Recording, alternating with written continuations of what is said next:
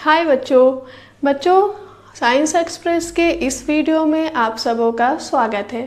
बच्चों, पिछले वीडियो में हम लोगों ने पढ़ा सजीवों में वासस्थान, सजीवों में संवेदनशीलता, सजीवों में पोषण एवं सजीवों में उत्सर्जन के बारे में। बच्चों, आज के इस वीडियो में हम लोग सजीवों के वासस्थान के बारे में पढ़ा था, जो हम लोग पिछली वीडियो में, और हमने पढ़ा था कि वासस्थान के कई प्रकार होते हैं। तो उसी को हम लोग एक्सप्लेन करेंगे, जैसे कि स्थलीय आवास, जलीय आवास एवं वायवीय आवास। और साथ ही साथ हम लोग वन तथा घास स्थल के जंतुओं में अनुकूलन के बारे में पढ़ेंगे, जैसे मरुस्थलीय अनुकूलन, पर्वतीय अनुकूलन, जलीय अनुकूलन एवं वायवीय अनुकूलन के बारे में। तो चलिए हम लोग आज का वीडियो स्टार्ट करते हैं। बच्चों, आइए हम लोग स्थलीय आवास, जलीय आवास और वायवीय आवास को समझने का प्रयास करते हैं। सबसे पहले स्थलीय आवास। स्थल या जमीन पर रहने वाले जीवों का आवास स्थलीय आवास कहलाता है। यानी वो जानवर या वो मनुष्य जो स्थल पर रहते हैं तो उनका आवास स्थलीय आवास कहलाता है। जैसे हो गया वन या वन क्षेत्र, यानी वन में बहुत सारे जानवर रहते हैं या वन क्षेत्र में बहुत सारा पौधा रहता है। घास के मैदान में हमें पता है बहुत तरह के कीड़े मकोड़े रहते हैं। रेगिस्तान तथा पर्वतीय क्षेत्र, रेगिस्तान में भी बहुत तरह का, जैसे कि ऊँट हो गया, वो रेगिस्तान में रहता है। और पर्वतीय क्षेत्र में भी बहुत तरह का जानवर, बकरी पाया जाता है। तो उनका आवास जो है वो क्या कहलाता है? स्थलीय आवास। तो ये था स्थलीय आवास। अब हम लोग पढ़ेंगे जलीय आवास के बारे में। जल पर रहने वाले जीवों का आवास जलीय आवास कहलाता है। यानी जो जीव जल पर रहते हैं उनका आवास जलीय आवास कहलाता है। जलीय आवास दो तरह के होते हैं, ये निम्नतः दो तरह के होते हैं। हमें पता है कि एक मीठा जल होता है और एक खारा जल। तो मीठा जल हमें नदी, तालाब में पाए जाते हैं और खारा जल समुद्र में पाया जाता है। तो जो जानवर समुद्र के में रहते हैं वो खारा पानी में रहते हैं, और जो नदी या तालाब में रहते हैं वो मीठे पानी में रहते हैं। तो इस प्रकार जलीय आवास जो है वो दो तरह के होते हैं। आइए अब हम लोग वायवीय आवास के बारे में पढ़ते हैं।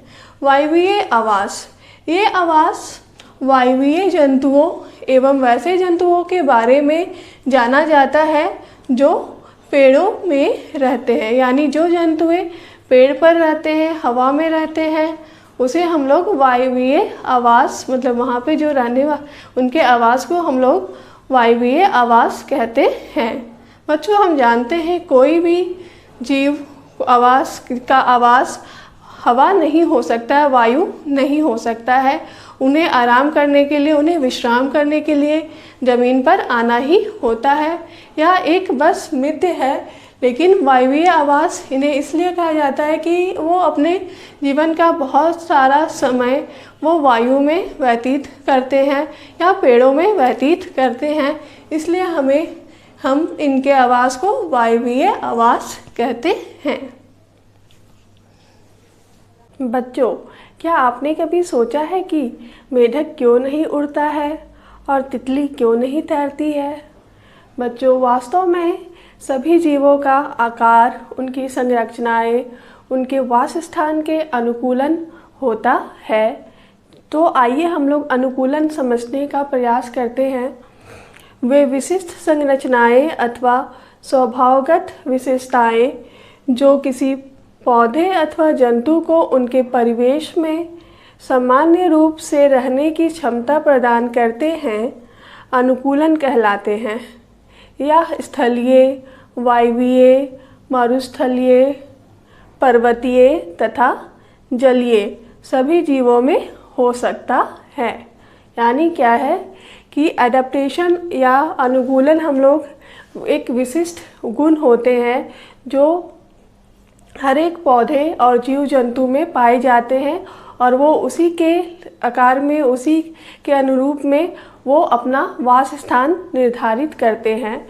कुछ स्थलीय होते हैं जो सिर्फ स्थल पे रहते हैं, कुछ जीव वायवीय होते हैं तो उन्हें उड़ने के लिए उनमें पंख होती है, कुछ मरुस्थलीय होते हैं जो रेगिस्तान में रहते हैं, कुछ पर्वतीय होते हैं जो पर्वत में रहते हैं, तो उनका जो स्ट्रक्चर होता है वो पर्वत में रहने के अनुकूल बना हुआ होता है। अब हम लोग इसके बारे में विस्तार से जानते हैं। बच्चों, अब हम लोग जानने का प्रयास करते हैं कि मरुस्थलीय जीवों में किन किन प्रकार की अनुकूलन होती है। बच्चों, हमें पता है कि मरुस्थलीय जगह पे क्या होता है कि वहाँ पे पानी की अत्यंत कमी होती है और वहाँ पे दिन का मौसम वो काफ़ी गर्म होता है और रातें काफ़ी ठंड भरी होती हैं। तो यहाँ पे क्या होता है कि यहाँ पे जो जीव पाए जाते हैं वो क्या होते हैं, रेत पर चलने के लिए उनके पैर जो होते हैं काफ़ी लंबे और गद्देदार होते हैं। हमें पता है कि मरुस्थल में ऊँट पाए जाते हैं तो ऊँट के पैर काफ़ी लंबे और गद्देदार होते हैं जो उन्हें रेत पर चलने के लायक बनाते हैं। साथ ही ऊँट के पीठ पर क्या होता है, कुबर होता है, हम्प, जिसे इंग्लिश में हम्प कहते हैं। उसमें क्या होता है, वसा का संचय होता है, वसा संचित होता है, क्योंकि वहाँ पे क्या होता है कि कई कई दिनों तक ऊँट को पानी नहीं मिल पाता है, खाना नहीं मिल पाता है, तो उनका जो बॉडी है, उनका जो कंस्ट्रक्शन ऐसा होता है कि वो 10 से 12 दिन तक बिना खाना खाए, बिना पानी पिए भी रह सकते हैं। अब वहाँ के पौधों के बारे में जानते हैं। मरुस्थलीय पौधों में पाई जाने वाली विशेषताएं। इनकी जड़ें मिट्टी के नीचे बहुत गहराई तक जाती है। तो मरुस्थलीय पौधे जो होते हैं उनकी जो जड़ें होती है वो काफ़ी गहराई तक जाती है और वो गहराई में जा कर के अपने लिए पानी ढूंढ लेती हैं। फिर है, इनका तना जो है वो काफ़ी मोटा और मांसल होता है जिसमें जल का संचयन होता है। वहाँ का जो पौधा होता है उसका जो तना होता है वो काफ़ी मोटा होता है और उसमें मांसल होता है, मतलब कि मसल्स उसमें ज़्यादा होते हैं जिसमें पानी का संचय होता है।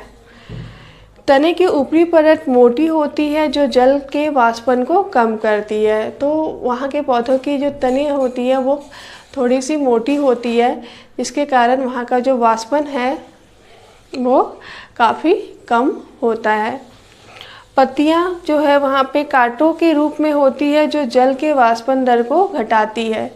मतलब पत्तियाँ जो है वो कांटा स्पाइंस के टाइप की रहती है और जिनसे कि क्या होता है कि जो पानी का जो वाष्पन जो होता है, वाष्पोत्सर्जन जो होता है वो काफ़ी कम मात्रा में होता है और इन पौधों से पानी की कमी नहीं होती है। आइए अब हम लोग पर्वतीय अनुकूलन के बारे में जानते हैं। पर्वतीय अनुकूलन, पहाड़ी क्षेत्र के वृक्ष शंक्वाकार होते हैं और कुछ वृक्षों में पत्तियां सुई की तरह पतली होती है ताकि वर्षा का पानी या बर्फ इन पर जमा ना हो सके। तो क्या होता है, पर्वतीय क्षेत्रों में बारिश अधिक मात्रा में होती है, वहाँ पे बर्फबारी भी होती है। तो क्या होता है कि उस जगह पर जो वृक्ष होती है वो शंक्वाकार की होती है, वो इस तरह की होती है, इस तरह की होती है ताकि अगर इसमें बारिश भी होगी तो इसका पानी आसानी से नीचे की ओर आ जाएगा। और यहाँ इसकी पत्तियाँ जो होती है वो काफ़ी पतली सुई की तरह होती है ताकि वर्षा का पानी इन पर जमा ना हो सके। इन क्षेत्रों के जंतुओं की खाल मोटी होती है और लंबे लंबे बालों से ढकी होती है। बच्चों, पर्वतीय क्षेत्र में जो जंतु पाए जाते हैं तो उनका क्या होता है कि उनकी जो खाल होती है वो काफ़ी मोटी होती है और उनके बाल काफ़ी लंबे लंबे होते हैं ताकि वो उन्हें सर्दियों से बचा सके।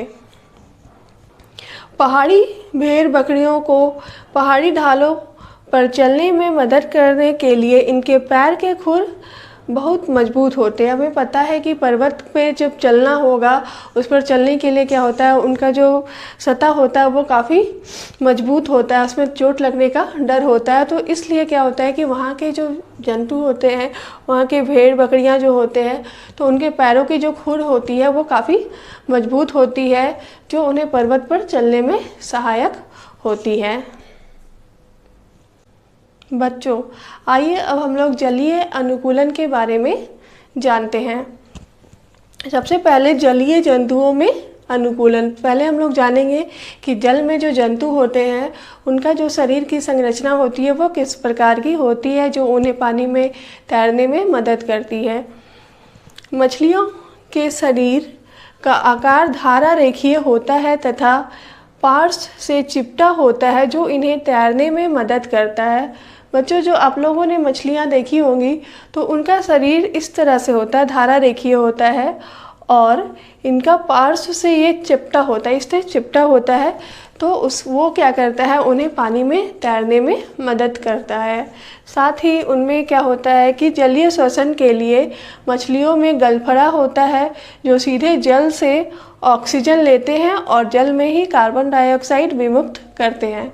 तो क्या होता है कि वो लोग क्या करते हैं, पानी से तुरंत ऑक्सीजन ले लेते हैं और पानी में ही कार्बन डाइऑक्साइड को छोड़ देते हैं। उनके पास एक स्पेशल ऑर्गन होता है जो इसमें हम लोग गलफड़ा कहते हैं। आइए अब हम लोग जलीय पौधों में अनुकूलन के बारे में जानते हैं। जलीय पौधों के जड़ों को जमीन से जल या लवण खींचने की आवश्यकता नहीं होती है, इसलिए इसमें जड़ें कम विकसित होती हैं। तो क्या है कि पानी में जो पौधे होते हैं तो उनको जल की ज़्यादा आवश्यकता नहीं होती है, तो इसलिए उनकी जो जड़ें होती है वो नीचे तक नहीं जाती है, ज़्यादा विकसित, ज़्यादा डेवलप्ड नहीं होती है। इनका तना लंबा, मुलायम, खोखला, स्पंजी तथा वायु कोश से भरा होता है, ताकि पौधा हल्का होकर तैर सके।